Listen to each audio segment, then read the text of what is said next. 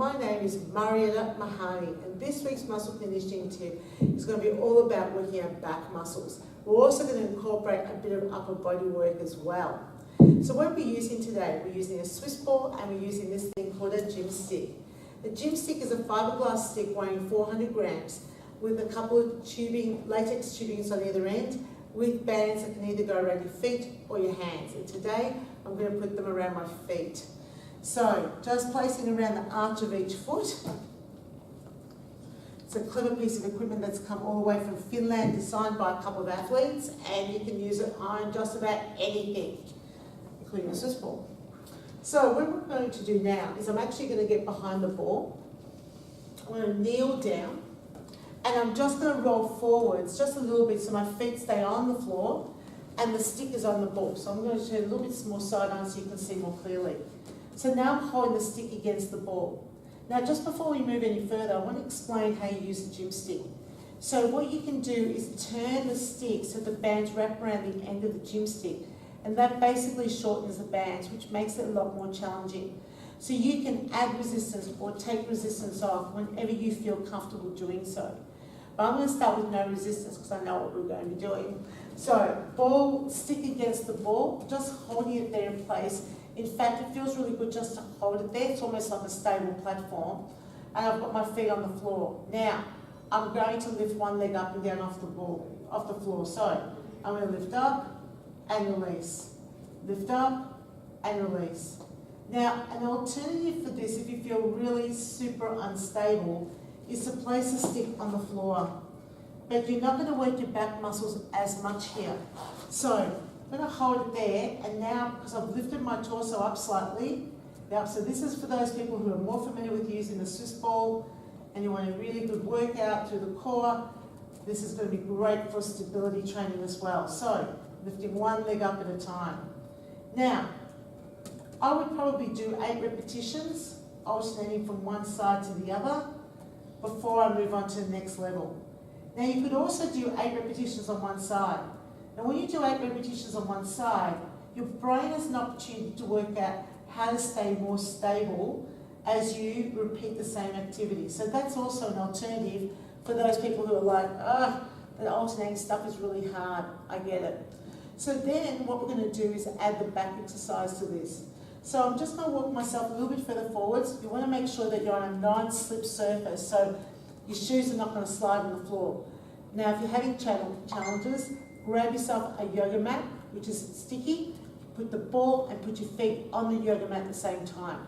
This flooring is great, and I've got shoes that have got a good grip on them, so I'm not having any challenges with that today. So I'm here. I'm going to place my elbows underneath the gym stick. I'm also going to add a little bit of tension. Now the tension feels good to do because it's going to help me with the lifting up as well. So I'm here, I lift up and I lower down. Breathe out, lower down. Breathe out, lower down. Now I'm feeling my rectus spinae muscles really working. So there's a lot more load and a lot more effort here than I normally would have if I didn't have the gym stick. It's also not appropriate to necessarily hold weights against your chest, although you can do that. This is better because I can feel the tension through my entire rectus spinae rather than just in my lower back. My arms don't have to work that hard to hold it there. And I can add more and more tension if I wish to, without using my arms to have to hold something heavy against my body. Okay, so maybe about 8 repetitions of that. Where do we go from here? Well, we can add a shoulder press. So, wide grip here, we can lift and press. Come back down. Lift and press. Now this is where it gets clever. How else would you do this with any other piece of equipment? You can't do it with a dumbbell or a barbell. It wouldn't be safe, it wouldn't be recommended, it wouldn't be good for your shoulders. But now I'm getting a good shoulder workout. I'm getting an amazing rectus spinae workout. My goodness. This is really challenging my back muscles. And I'm getting an upper body workout as well. Wow.